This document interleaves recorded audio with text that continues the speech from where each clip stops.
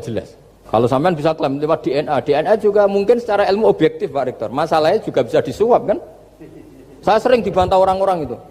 Wah Gus, DNA itu otoritatif karena gini-gini nggak mungkin, bohong kamu. Ya DNA-nya nggak bohong, pegawainya bisa disuap kan? Kayak nggak tahu manusia apa nggak tahu Indonesia, nggak tahu terus.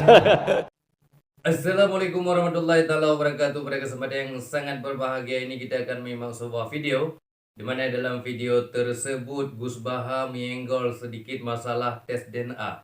Apakah nasab seseorang dapat diketahui melalui tes DNA? Adakah tidak? Lantas bagaimana penjelasan beliau? Langsung saja kita simak videonya. Tentang bahwa pengakuan Mbak Lawi ini secara ilmu DNA itu mustahil. Saya memang termasuk orang yang sangat menekuni ilmu seperti yang dikatakan Pak Fathul Wahid lagi.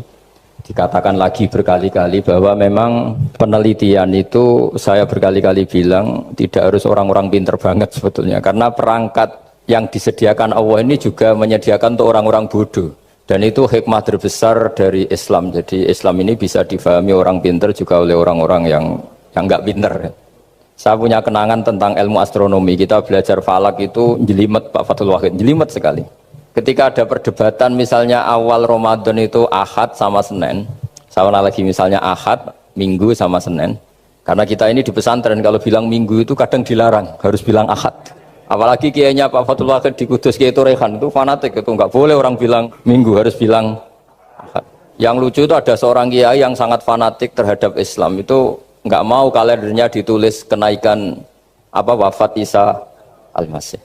Karena keyakinan umat Islam bukan Isa yang wafat tapi Sibeh Isa. Itu di kalender Kudus kan wafatnya dalam kurung Sibeh Isa ya, yang menyerupai Isa. Jadi saking fanatiknya tetap menulis sesuai keyakinan. Saya teruskan. Orang kadang bilang begini, cara orang yang tidak mendalami ilmu. Sama-sama kiai, sama-sama ormas Islam kok beda awal Ramadan, sehingga jadi debat Ahad atau Minggu sama Senin. Saya punya mak-mak ya, kalau orang sepuh itu yang dulu ikut buyut saya. Jadi saya ini generasi kelima, itu orang itu muammar, ditakdir umurnya panjang. Itu bilang gini, Gus, sebetulnya untuk tahu kalender yang benar mana itu gampang katanya. Cari tanggal 15, nanti kelihatan siapa yang salah.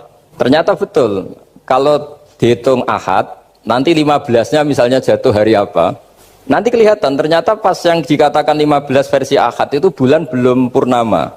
Purnamanya itu di versi mereka yang tanggal 16. Berarti bener mana? Yang Senin kan? Tapi yang versi Senin ternyata betul pas 15 pas purnama.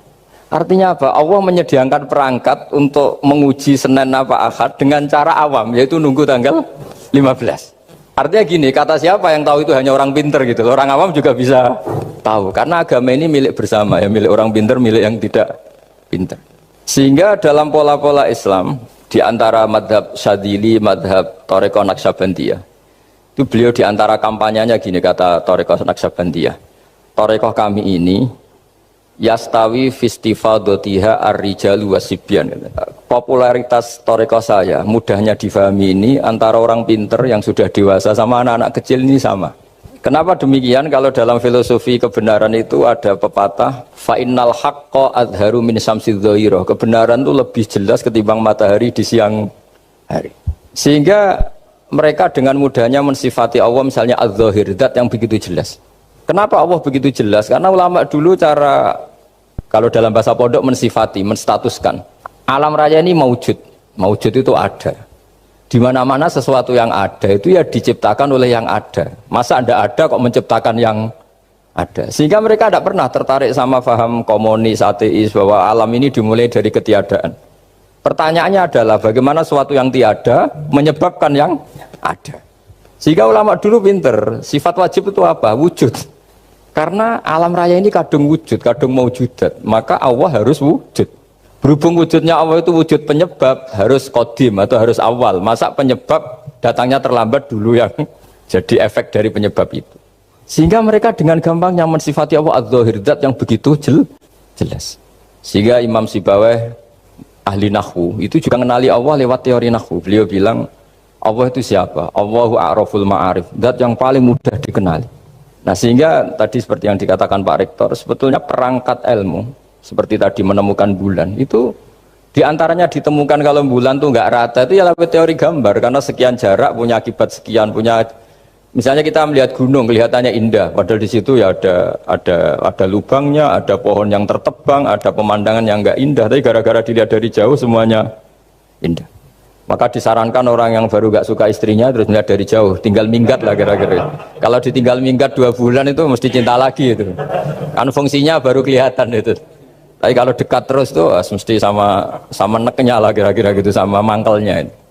Sehingga itu ya dipakai teori juga dalam silaturahim di agama terkenal ada pepatah zuruhiban tasdad hubban. Jadi ya jangan sering ketemu nanti kamu gampang cinta. Kalau sering ketemu ya gampang bosen lah kira-kira seperti itu. Contoh yang paling populer tentu sering saya utarakan masalah iddah. Iddahnya orang terceraikan itu 3 kali masa suci. Kalau menurut Abu Hanifah 3 kali masa haid. Orang pintar tahulah kalau perempuan sedang haid, menstruasi pasti sedang tidak hamil. Sehingga kalau dia sudah haid 3 kali ada kepastian tidak hamil. Kalau tidak hamil artinya apa? Nggak ada sperma dari zaut awal, suami pertama yang jadi anak dia. Padahal tujuan iddah adalah nanti kalau di hubungan suami istri sama suami kedua jelas anaknya suami kedua. Tapi kalau andaikan tidak ada iddah kan malam hubungan suami istri pagi bentrok cerai terus kawin kumpul suami istri lagi terus nanti anaknya itu anaknya siapa kan nggak jelas. Kalau sampean bisa klaim lewat DNA juga mungkin secara ilmu objektif Pak Rektor masalahnya juga bisa disuap kan. Saya sering dibantah orang-orang itu wah Gus DNA itu otoritatif karena gini-gini nggak mungkin bohong kamu. Ya DNA-nya nggak bohong pegawainya bisa di suap kan kayak nggak tahu manusia apa nggak tahu Indonesia nggak tahu terus itu yang sensitif itu yang mulai wilayah sensitif itu nggak tahu manusia apa kayak nggak tahu Indonesia manusia aja ya sudah berarti Anda sangat nasionalis jadi ribet kan maka dianjurkan ada iddah dengan iddah selesai berarti benar-benar perempuan ini baru atur rohmi rahimnya steril dari unsur mani zaut awal. Dan kalau 3 kali masa suci itu artinya apa? Kira-kira 3 bulan. Kira-kira ya. Wal mutallaqatu yatarabbasna bi anfusina salah satu apa? Huru. Pertanyaannya kalau 3 bulan, andai kan tidak pakai teori ilmiah, menstruasi itu sudah teori ilmiah. Ada yang tanya ke saya, Gus kenapa harus sampai 3 kali? Padahal menstruasi pertama pasti sudah ada hamil. Saya jawab, menstruasi pertama itu namanya keluar darah. Nggak ada jaminan kalau itu haid. Bisa saja keluar darah karena kaget, karena kecelakaan, karena apa. Sehingga kalau misalnya perempuan diceraikan, Gus saya sudah haid. Yang jamin kalau itu haid siapa? Maksudnya keluar darah dengan makna tidak hamil. Bisa saja keluar darah kali ini faktor kaget ya atau faktor kecelakaan. Tapi kalau sampai 3 bulan karena per bulan haid sekali, itu meskipun haidnya keliru. Haid keliru itu misalnya sebetulnya itu enggak darah haid tapi darah penyakit istikhadah, kan tetap kelihatan. Masa 3 bulan enggak bleeding joro Jawa? Kan mesti bentuknya tubuh sudah berubah. Artinya kata ulama-ulama, agama ini nggak bisa hanya mengacu ilmu. Kalau mengacu ilmu haid sekali sudah cukup. Tapi kenapa harus 3 kali? Karena 3 kali orang awam tahu semua kalau itu sedang hamil atau tidak hamil. 3 bulan dari dicerai kan kelihatan kalau hamil ya bentuk tubuhnya sudah rubah. Kalau enggak, intinya agama ini harus agama yang mudah difahami orang pinter juga difahami orang yang tidak pinter. Nah, sahabatku yang dimuliakan oleh Allah Subhanahu wa taala, mungkin cukup sekian videonya, semoga bermanfaat dan berkah. Assalamualaikum warahmatullahi wabarakatuh.